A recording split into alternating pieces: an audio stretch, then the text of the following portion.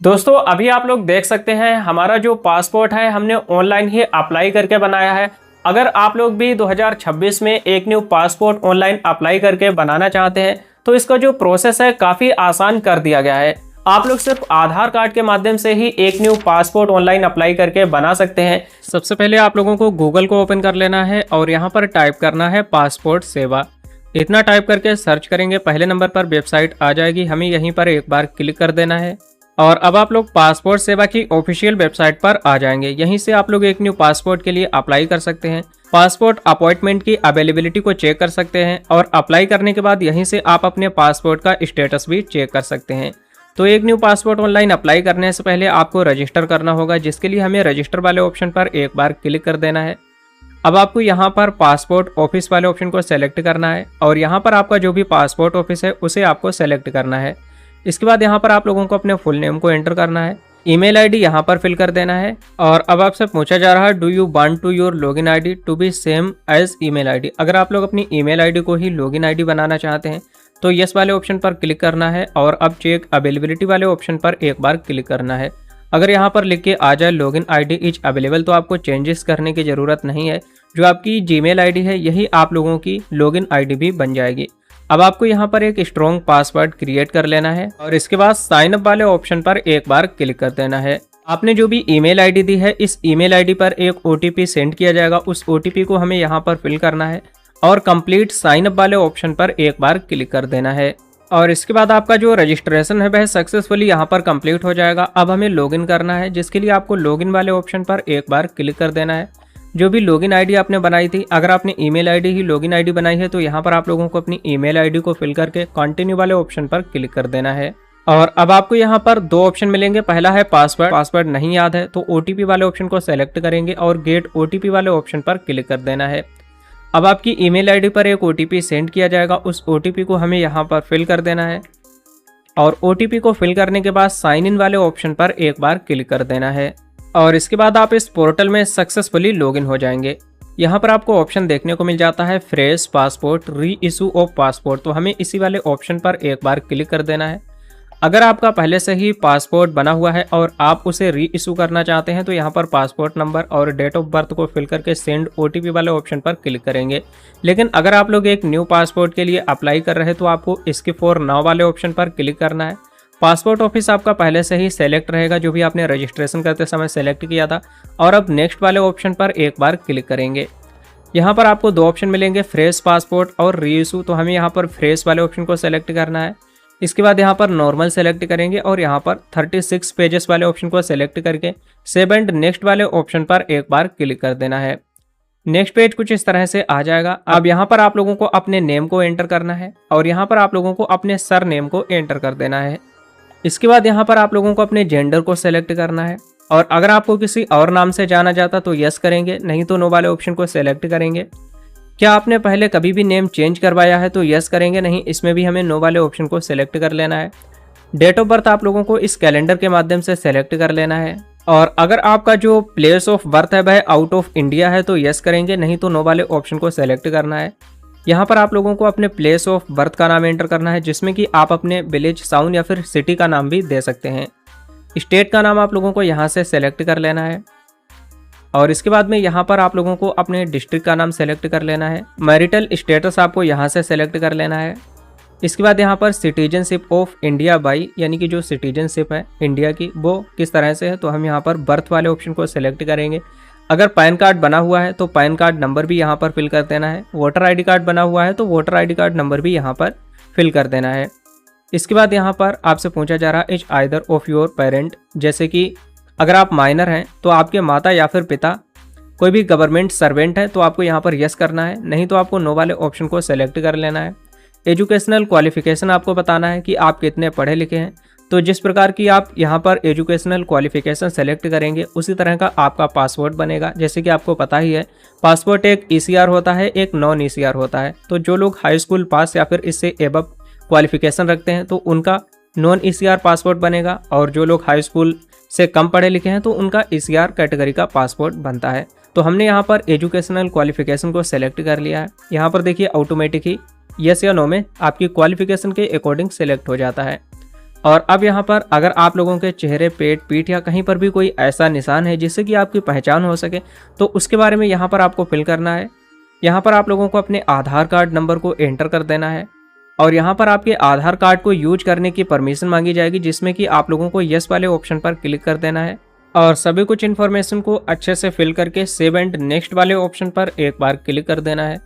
आपको यहाँ पर एक रेफरेंस नंबर मिल जाएगा जो कि आप चाहें तो कॉपी करके रख सकते हैं।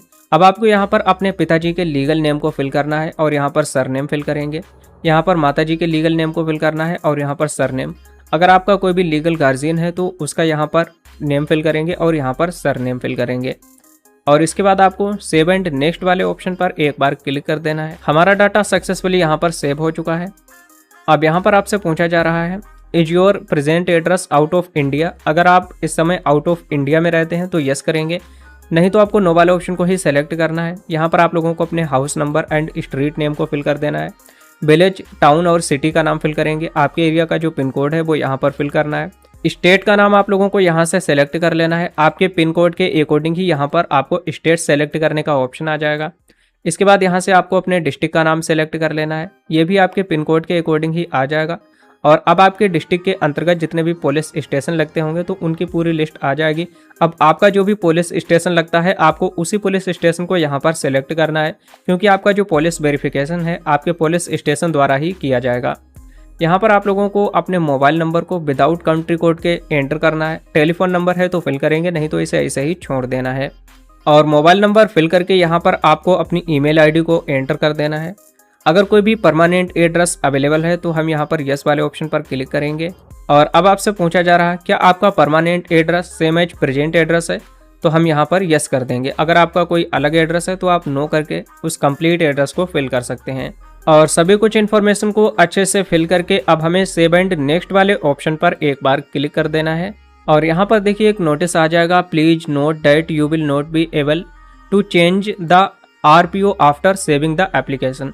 तो आपको अच्छे से चेक कर लेना है, जो भी आपने ईमेल आईडी वगैरह दी है, यूजर आईडी दी है, ये आप लोग चेंज नहीं कर सकते हैं। तो हमें यहाँ पर ओके वाले ऑप्शन पर एक बार क्लिक कर देना है। और अब नेक्स्ट पेज कुछ इस तरह से आ जाएगा। इसमें आप लोगों को इमरजेंसी कंडीशन में अगर आपको किसी व्यक्ति की ज़रूरत पड़ जाती है जिससे कि इमरजेंसी में कॉन्टैक्ट किया जा सके, तो उस व्यक्ति का यहाँ पर नेम फिल करेंगे और उसका कंप्लीट एड्रेस फिल करेंगे। यहाँ पर आप अपने पिताजी या फिर अपने भाई या फिर अपने दोस्त की भी इंफॉर्मेशन को दे सकते हैं।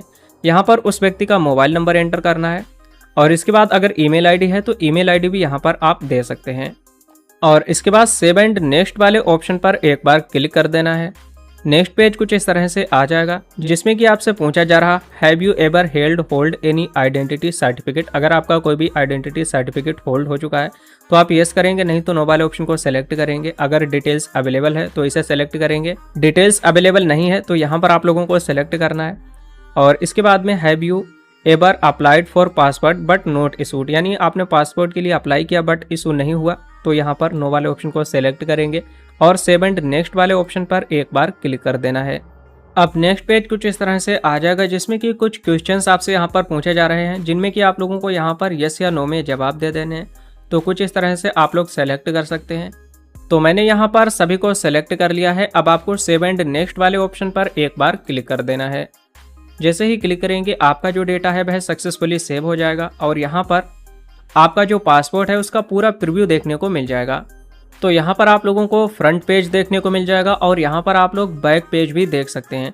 जब भी आपका पासपोर्ट प्रिंट होके आएगा तो कुछ इसी तरह की इन्फॉर्मेशन उस पर प्रिंट होगी। यहाँ पर आपका फोटो और सिग्नेचर आ जाएगा। बाकी सारी कुछ इन्फॉर्मेशन कुछ इस तरह से आ जाएगी। अच्छे से आप लोगों को इस प्रीव्यू को चेक कर लेना है कि कोई भी मिस्टेक तो नहीं है।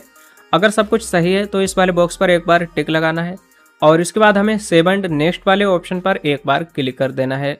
अब यहाँ पर आप लोगों को डॉक्यूमेंट्स को सेलेक्ट कर लेना है और यहाँ पर सबसे पहले आप लोगों को प्रूफ ऑफ बर्थ के लिए एक डॉक्यूमेंट देना है, जिसके लिए हम सेलेक्ट वाले ऑप्शन पर क्लिक करेंगे।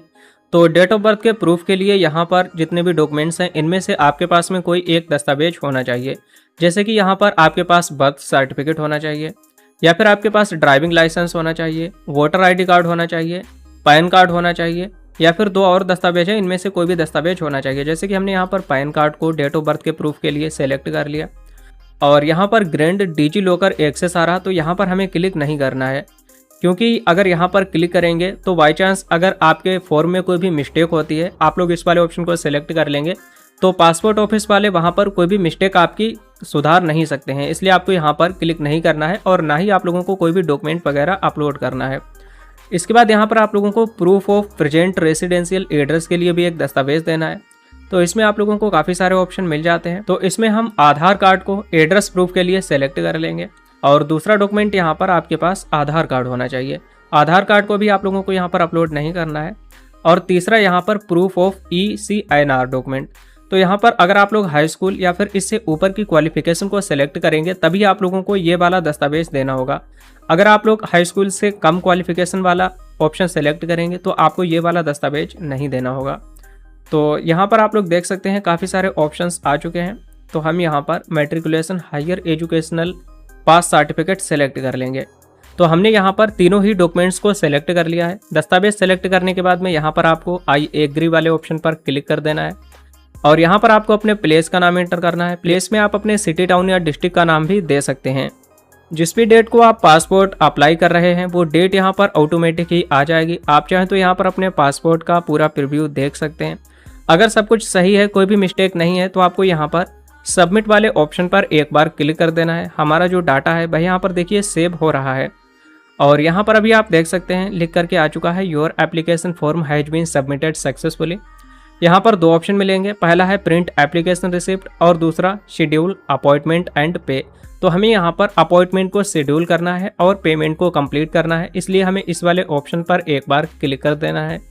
जैसे ही क्लिक करेंगे यहाँ पर आप लोगों के सामने अवेलेबिलिटी आ जाएगी। जो भी आपने पासपोर्ट ऑफिस सेलेक्ट किया है तो इसमें जो डेट है वो आपको कौन सी मिल सकती है। तो इसके लिए हमें सबसे पहले क्या करना है, सेलेक्ट वाले ऑप्शन पर क्लिक करना है और यहाँ पर आप लोगों को आपके एरिया के जो भी नज़दीक पासपोर्ट ऑफिस हैं उनके भी नेम देखने को मिल जाएंगे।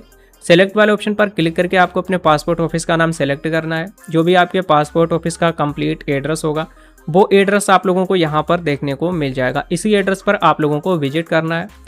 अब एक कैलेंडर का ऑप्शन दिखाई दे रहा है, यहाँ पर क्लिक करेंगे तो यहाँ पर आप लोगों को नेक्स्ट वाले ऑप्शन पर क्लिक करते जाना है और जहाँ पर भी आप लोगों को ग्रीन कलर की डेट दिखाई दे रही है तो यहाँ पर आप लोगों को 5 डेट सेलेक्ट करने को मिलेंगी। इनमें से आप लोग कोई भी एक डेट सेलेक्ट कर सकते हैं जिस भी डेट को आप पासपोर्ट ऑफिस विजिट करना चाहते हैं। जैसे कि हमने इस वाली डेट को सेलेक्ट कर लिया है। डेट जो है वो आप खुद से सेलेक्ट कर सकते हैं, लेकिन जो टाइम स्लॉट है वो आपको पासपोर्ट ऑफिस की तरफ से ही दिया जाता है। अब डेट को सेलेक्ट करने के बाद आपको मेक पेमेंट वाले ऑप्शन पर एक बार क्लिक कर देना है। यहाँ पर आपसे पूछा जा रहा are you sure you want to take an appointment for selected location, मतलब आप श्योर हैं कि जो भी आपने लोकेशन सेलेक्ट की है इसी पर आप लोग अपॉइंटमेंट को बुक करना चाहते हैं। तो हम यहाँ पर ओके वाले ऑप्शन पर एक बार क्लिक कर देंगे। क्लिक करने के बाद में यहाँ पर कंप्लीट डिटेल आ जाएगी और अब अगर आप लोग एक नॉर्मल पासपोर्ट अप्लाई करते हैं तो यहाँ पर आपको 2500 रुपये का खर्चा आएगा। पहले सिर्फ 1500 रुपये में पासपोर्ट बन जाता था, लेकिन अब 1000 रुपये बढ़ा दिए गए हैं। 2500 रुपये ऑनलाइन फीस का पेमेंट कंप्लीट करना होगा। नीचे की साइड में आना है, पे नाउ वाले ऑप्शन पर एक बार क्लिक कर देना है। इसके बाद आप रिडायरेक्ट हो जाएंगे पेमेंट पेज पर। पेमेंट आप काफ़ी तरह से कर सकते हैं, जैसे कि credit card, debit card, net banking और यूपीआई। तो हम यूपीआई वाले ऑप्शन को सेलेक्ट करेंगे। इसके बाद में यहाँ पर कंप्लीट डिटेल आ जाएगी और अगर आप क्यूआर कोड से पेमेंट करना चाहते हो तो कन्फर्म वाले ऑप्शन पर एक बार क्लिक कर देना है। जैसे ही कंफर्म करेंगे आपकी डिस्प्ले पर एक क्यूआर कोड आ जाएगा। इस क्यूआर कोड को आपको स्कैन करना है और ऑनलाइन ही 2500 रुपये की फ़ीस का पेमेंट आपको कंप्लीट कर देना है। और फीस का पेमेंट कंप्लीट करने के बाद आप रिडायरेक्ट हो जाएंगे इस वाले पेज पर। यहाँ पर आपको होम वाले ऑप्शन पर एक बार क्लिक कर देना है। जितने भी पासपोर्ट आपने इस आईडी के माध्यम से बनाए होंगे तो उनकी डिटेल आप लोगों को यहाँ पर देखने को मिल जाएगी। तो अगर आप लोग जब तक पेमेंट कंप्लीट नहीं करेंगे तो यहाँ पर इनिशिएटेड लिखकर आ जाएगा और जैसे ही आप लोग पेमेंट कंप्लीट कर देंगे तो यहाँ पर देखिए सक्सेस लिख करके आ जाएगा।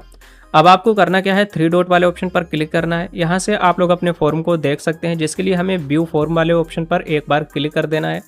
क्लिक करने के बाद में पेमेंट स्टेटस में अभी आप देख सकते हैं सक्सेस लिख करके आ चुका है और यहाँ पर आप लोग अपनी एप्लीकेशन रिसिप्ट का जो प्रिंट आउट है वो भी निकाल सकते हैं, जिसके लिए हमें यहाँ पर प्रिंट एप्लीकेशन रिसिप्ट वाले ऑप्शन पर एक बार क्लिक कर देना है।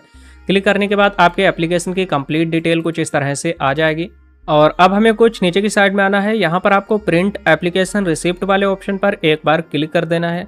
जैसे ही क्लिक करेंगे आपके सामने कुछ इस तरह से ये जो रिसिप्ट है वो आ जाएगी और यहीं पर आप लोगों को आपकी जो अपॉइंटमेंट का डेट एंड टाइम है वो भी देखने को मिल जाएगा। अब अगर आप लोगों को इसे प्रिंट करना है तो आप लोग अगर पीसी से अप्लाई कर रहे हैं तो आप लोगों को यहाँ पर कंट्रोल पी वाले ऑप्शन पर क्लिक करना है। तो अभी आप देख सकते हैं आपके फॉर्म का कंप्लीट प्रीव्यू यहाँ पर आ जाएगा।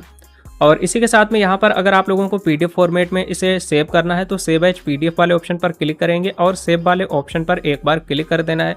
तो आपकी जो भी अपॉइंटमेंट रिसिप्ट है ये आप लोगों की पीडीएफ फॉर्मेट में सेव हो जाएगी। अब पासपोर्ट अप्लाई करने के बाद में आपको करना क्या है, जो भी रिसिप्ट आपने डाउनलोड की है इसका एक प्रिंट आउट निकलवा लेना है।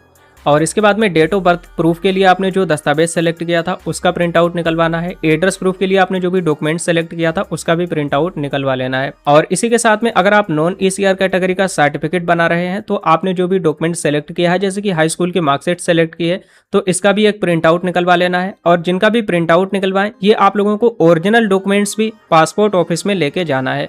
तो जो भी डेट और टाइम मिला है इसी टाइम पर आपको पासपोर्ट ऑफिस पहुंचना है। वहां पर आप लोगों का वेरिफिकेशन हो जाएगा और इसके बाद में फिंगरप्रिंट और सिग्नेचर करवाए जाएंगे। लाइव एक फोटो आपका कैप्चर किया जाएगा और आपको घर पे आ जाना है। एक हफ्ते के अंदर ही पुलिस स्टेशन से आपके पास में कॉल आएगा। अब आपको पुलिस स्टेशन में जाना है और वहां पर अपने आधार कार्ड की फोटोकॉपी को जमा कर देना है। पुलिस वाले आपका पुलिस वेरिफिकेशन कर देंगे। इसके बाद आपको कुछ दिनों तक वेट करना है। मात्र 10 से 12 दिनों के अंदर ही या फिर मैक्सिमम यहाँ पर 21 दिन का टाइम लग सकता है। आपका जो पासपोर्ट है बाय पोस्ट आपके एड्रेस पर सेंड कर दिया जाता है और इसके बाद आप अपने पासपोर्ट को कहीं पर भी यूज कर सकते हैं।